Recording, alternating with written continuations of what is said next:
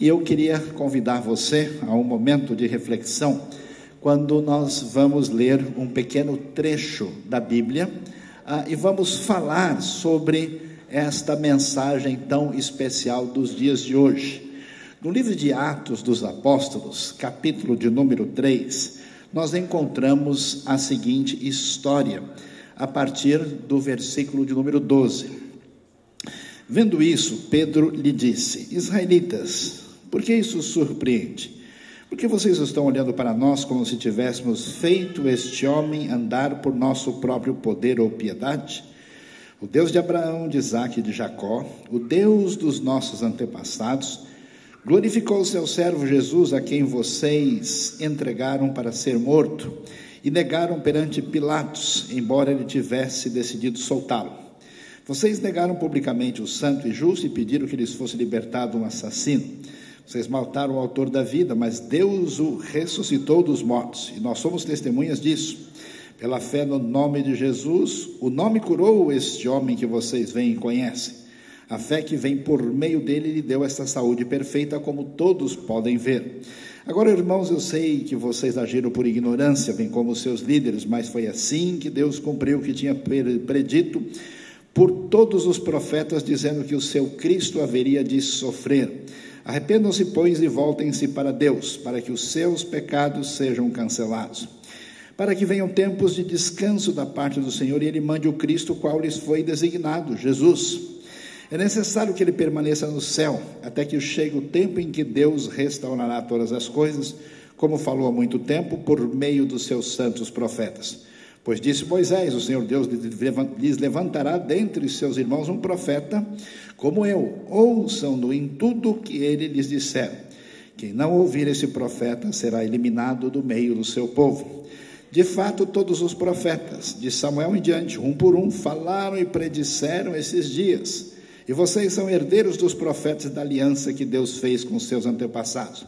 Ele disse a Abraão: por meio da sua descendência, todos os povos da terra serão abençoados. Tendo ressuscitado, o seu servo enviou primeiramente a vocês, para abençoá-los, convertendo cada um de vocês das suas maldades. Vamos pensar um pouquinho hoje sobre o poder da ressurreição. A gente já pôde ver um pouco, através da representação, a história que é comemorada hoje, nesse domingo de Páscoa, nesta celebração especial da ressurreição. A gente sabe muito bem, Jesus, que se apresenta como o Messias, se apresenta como o Salvador, como profeta, como Filho de Deus. Ele não é compreendido pela liderança religiosa do seu tempo. Ele representa uma espécie de ameaça para a supremacia romana de sua época, e esse rabino diferente, esse mestre único, esse líder que ensina um caminho diferente dos líderes políticos, religiosos e militares que nós conhecemos na história, finalmente acaba sendo preso, é julgado de maneira duvidosa e acaba sendo executado pelo Império Romano da época, através da ação de Pôncio Pilatos. No entanto, a Escritura nos mostra que tudo o que estava acontecendo fazia parte de um plano maior, que é ressaltado em Atos 3, quando nós vemos a promessa divina que um dia o enviado especial de Deus, que vinha trazer a resposta, a palavra final, a solução divina para os enigmas, contradições, lutas e perguntas que envolvem o ser humano e seus destinos, nós vamos encontrar na pessoa de Cristo Jesus. Portanto, Jesus, não sendo meramente alguém que vai ser vencido pelo poderio romano e rejeitado pela liderança religiosa do seu tempo, Jesus vai mostrar, vai comprovar a diferença da sua vida pelo fato dele ter sido ressuscitado dos mortos. E quando a gente pensa sobre isso, a gente pode pensar, mas essa é uma ideia muito religiosa. Interessante lembrar do testemunho de várias pessoas, mas me ocorre a história impressionante de um jornalista norte-americano, o Sr. Lee Strobel, que, tendo ouvido falar disso, resolveu fazer uma investigação mais detalhada para ver se de fato essas coisas não faziam sentido nenhum, que era a sua convicção. Depois que Lee Strobel pensou um pouquinho mais e percebeu, por exemplo, como era importante para a liderança religiosa da sua época que o movimento de Jesus desaparecesse, ele imaginou: se fosse fácil achar e identificar o corpo de Jesus, imediatamente eles teriam feito isso. Além disso, o Império Romano, com sua administração invejável e quase insuperável até os nossos dias, com a sua política forte de mão controladora, através do seu projeto de Pax Romana, extremamente bem definida, eles certamente queriam evitar qualquer tipo de possível agitação social, particularmente em Jerusalém, particularmente entre os judeus, que eram considerados um povo difícil de ser administrado naquele contexto do primeiro século ali na Judéia. E se fosse possível para o poderio romano trazer à tona a ideia nítida de que esses cristãos estavam falando coisas que não faziam sentido, eles teriam feito. Portanto, fazia todo sentido, vamos assim dizer, desmascarar o primeiro movimento a respeito de Jesus. Mas isso não foi possível porque Jesus ressuscitou. E o mais interessante nessa história é ver a mudança dos discípulos. Nós lemos Atos capítulo 3, quando o apóstolo Pedro está ali no templo de Jerusalém, o grande templo ampliado, extremamente bem ornamentado, caprichosamente ali feito pelo grande Herodes. E Jesus está ali, Pedro está ali, ele começa a falar a respeito da ressurreição e surpreende, porque esse Pedro era o mesmo que tinha negado. É o mesmo que tinha tido todo tipo de temor. E agora, a mudança corajosa, impressionante, não só de Pedro, mas de Tiago e de João, dos 12, com coragem de enfrentar o mundo, só era possível se eles de fato tivessem experimentado alguma coisa absolutamente diferente, sobrenatural. Portanto, quando a gente pensa neste domingo de Páscoa, na celebração extraordinária que atravessa os diversos lugares desse planeta, no momento mais importante da história, eu queria que a gente sintonizasse a nossa vida com a ressurreição e o seu poder. A primeira sintonia importante é que a gente faça a sintonia com o entendimento do que isso significa. Muitas vezes, quando pensamos na morte de Jesus, ou como alguns falam no símbolo da sua ressurreição, nós entendemos Jesus talvez como um grande guru, um grande mestre, alguém de posição espiritual diferenciada, uma espécie de profeta, um pouquinho além dos outros, uma espécie de entidade espiritual mais evoluída. Novo Testamento, as páginas das Escrituras, o testemunho dos discípulos, a palavra dos apóstolos não apontam essa direção. Jesus também não é visto simplesmente como uma espécie de indivíduo especial que fez uma articulação política significativa no ambiente da Judéia do primeiro século, em função da dominação romana.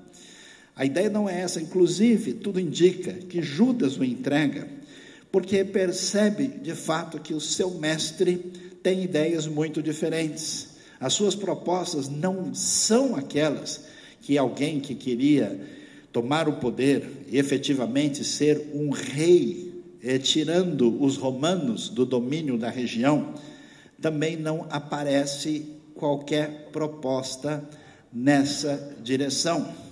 Outras pessoas talvez venham, até enxergar um Jesus quase não histórico. É como se ele fosse uma espécie de fantasma, ou uma entidade meramente espiritual, alguém que do mundo distante do nosso, da realidade metafísica, invadiu a nossa realidade e esteve um tempo conosco para nos ensinar coisas superiores.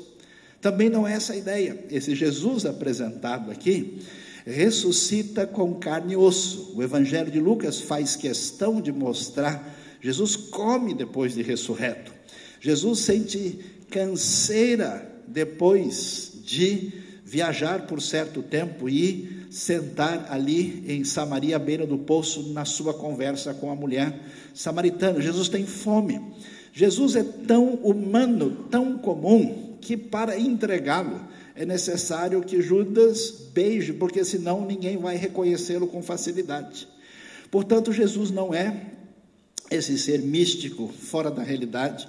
Jesus não é um líder político que tinha propostas peculiares de enfrentamento ao Império Romano.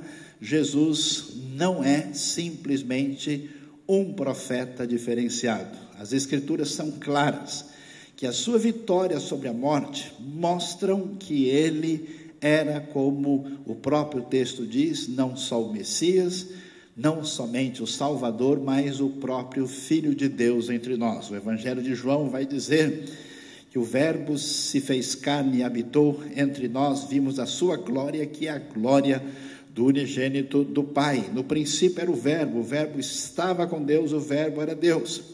Esse Emanuel, esse Deus conosco, essa visita suprema daquele que é o Senhor entre nós, vai nos trazer a próxima direção de entendimento do Evangelho. Que esse Jesus completamente humano sofreu de verdade. E sofreu de verdade porque ele estava ali diante do Deus justo, do Deus ético, que deveria cobrar de cada um de nós, da nossa vida, todas as nossas incongruências, as nossas maldades. O texto de Atos 3 faz o convite muito claro, dizendo que todos ali deveriam arrepender-se de suas maldades, todos os nossos pecados, aquilo que envolve a nossa natureza, a nossa omissão, a nossa prática equivocada. A Bíblia diz que ele, como um cordeiro, foi levado ao matadouro, e o castigo que nos traz a paz caiu sobre ele, e pelas suas feridas, os seus machucados, ele nos trouxe cura completa, que significa salvação. Portanto, Jesus sofre como alguém que morre em nosso lugar. A Bíblia deixa uma ideia muito nítida de que nós estamos em dívida para com Deus, que é justo juiz. E para o perdão dos pecados, pertencer a uma instituição não é solução. Ser religioso também não. Praticar boas ações não resolve a nossa dívida. Ser uma pessoa que conhece de religião também não muda a realidade. É necessário que, com humildade, todo ser humano, um dia na sua vida, reconheça os seus pecados e achegue-se a Deus por meio de Cristo Jesus. Porque Deus amou tanto o mundo que Ele enviou o seu Filho único, para que qualquer pessoa que nele crê tenha a vida eterna, receba, como Atos 3, 19 e 20 vai dizer, receba o perdão dos pecados. E como é que esses pecados podem ser de fato perdoados? É porque esse Jesus divino que sofreu plenamente, ele era totalmente humano, o seu sofrimento foi real, e ele era completamente divino. A sua morte é suficiente, tem valor eterno e realmente pode nos colocar diante de Deus. Aquele que nele crê, que deposita a sua fé, a sua confiança, recebe o perdão de Deus. Então, a primeira pergunta importante para a gente é se a nossa vida, o nosso entendimento sobre Jesus está em sintonia com a grande verdade da ressurreição. Essa ressurreição proclamada por esses apóstolos, por esses discípulos, pelo apóstolo Pedro, tão temeroso, assustado e incapaz de enfrentar uma simples criada. agora proclamando Jesus sem qualquer receio, porque a ressurreição tinha impactado o seu entendimento a respeito de Jesus. Mas o entendimento da ressurreição não fica só na cabeça, não mexe com a gente só no nosso entendimento. Sem entender corretamente, nós nunca daremos o passo correto na direção que a ressurreição nos chama e nos convoca. É necessário que o entendimento encontre espaço no nosso coração. Por isso, esta verdade é uma verdade que qualquer pessoa deve buscar da parte de Deus com sinceridade no seu coração. Eu me lembro, eu tinha somente 10 anos de idade. Muitas perguntas na minha cabeça.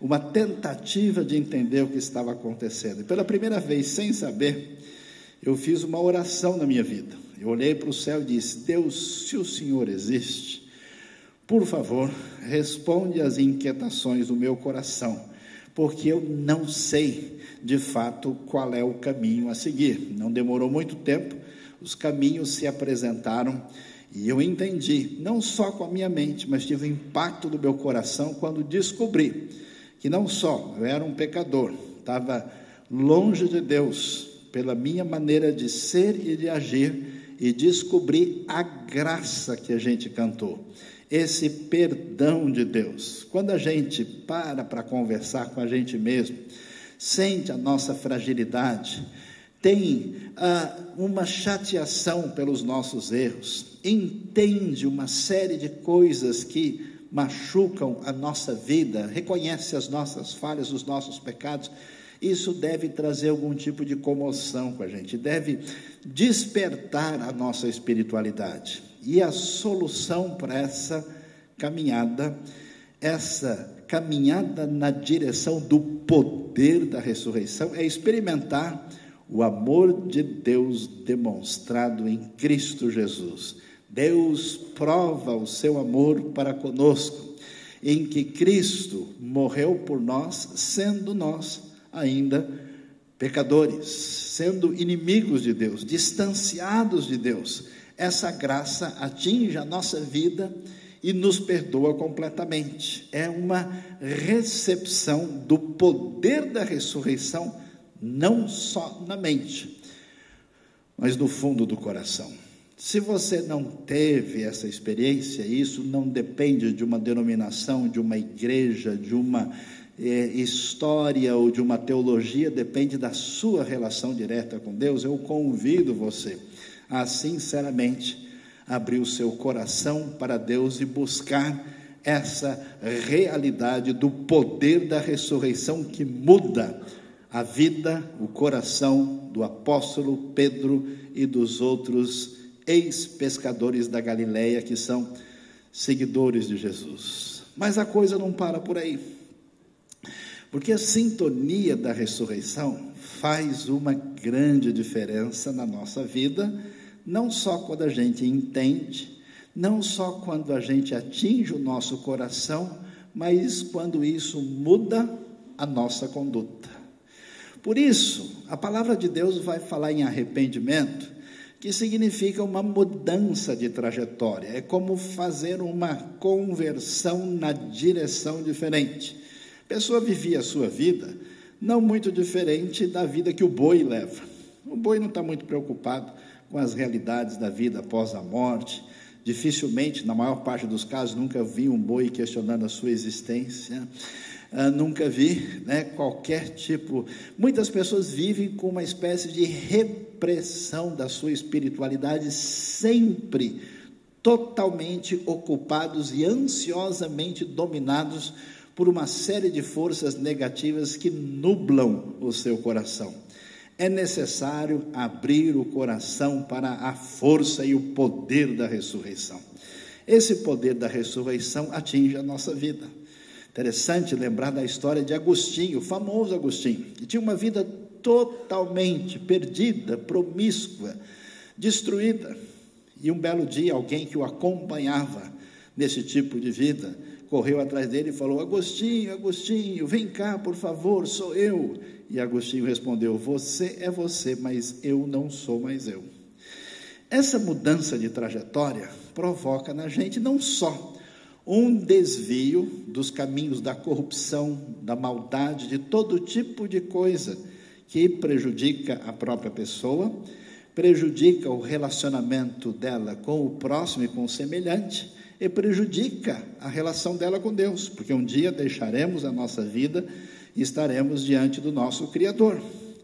Essa mudança provoca uma direção de afastamento desse caminho complicado que grande parte da humanidade toma sem se preocupar. Pedro anuncia, fala: olha, Deus pede agora que vocês arrependam-se dos seus pecados e se voltem para Deus. Vocês fizeram o que fizeram por ignorância, como aconteceu com seus líderes, mas agora chegou o momento. E essa mudança atinge a vida não só para evitar os caminhos inadequados, mas para ter uma proposta de vida em sintonia com a ressurreição. Qual é a grande dificuldade do nosso mundo?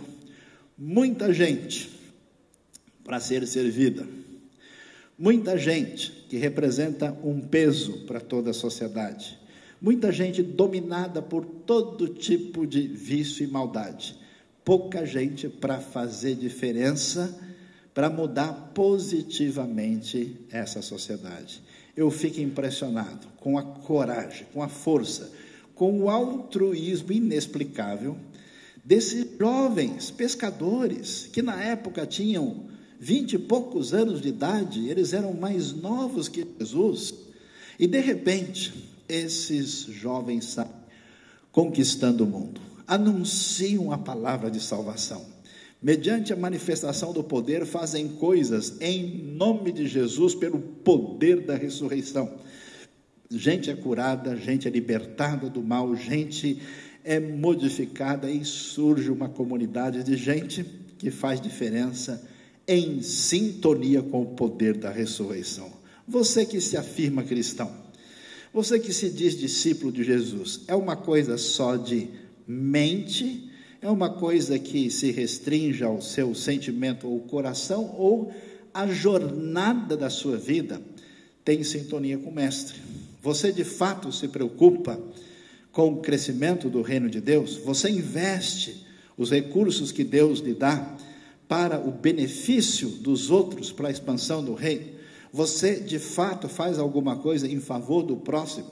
Você faz diferença com tudo aquilo que tem a ver com o projeto de Deus, com o seu reino vitorioso, que é comemorado na ressurreição, e faz toda a diferença através desses discípulos de Jesus? A coisa interessante, surpreendente, especial, é que esse Jesus que foi morto, esse Jesus que ressuscitou, esse Jesus que anunciou coisas tão especiais e valiosas, ele diz, o texto bíblico, ali no Monte das Oliveiras, em Jerusalém, ascendeu aos céus, e disse que um dia ele haveria de voltar.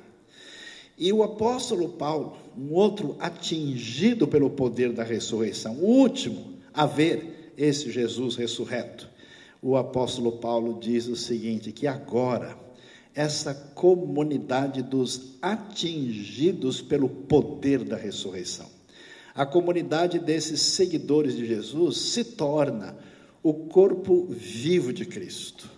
Todos os seguidores de Jesus em todo o mundo, em todo o tempo, independente da placa que carregam, se são seguidores legítimos e verdadeiros, são seguidores de Jesus, essas pessoas formam esse corpo de Cristo. E é interessante, Deus vai nos dizer que hoje, enquanto Cristo não volta de maneira definitiva para implantar o seu reino, que, como dizia o nosso grande, maior músico da história em termos de expressão sacra, Georg Philipp Handel, do seu grande Messias, que diz que ele reinará para sempre, esse Jesus diz que nós somos o corpo de Cristo, Cristo está presente hoje através do seu corpo, que é a sua igreja, a comunidade da fé. Por isso eu pergunto, você que é cristão, qual é o seu envolvimento real no reino? Qual é o impacto da ressurreição sobre a sua vida? Qual é o seu nível de altruísmo? Qual é o seu nível de dedicação? Qual é o seu nível de coragem? Qual é o seu nível de capacidade de testemunho? Qual é a realidade que se manifesta, não só na mente, não só no coração e nas emoções, mas num procedimento objetivo, prático, que faça diferença através do poder de Cristo Jesus e da sua ressurreição. Então, eu queria deixar esses 3 convites para a gente pensar nessa Páscoa especial. Primeiro, se você não entendeu, não pensou direito, seja sério, a pessoa mais importante da história.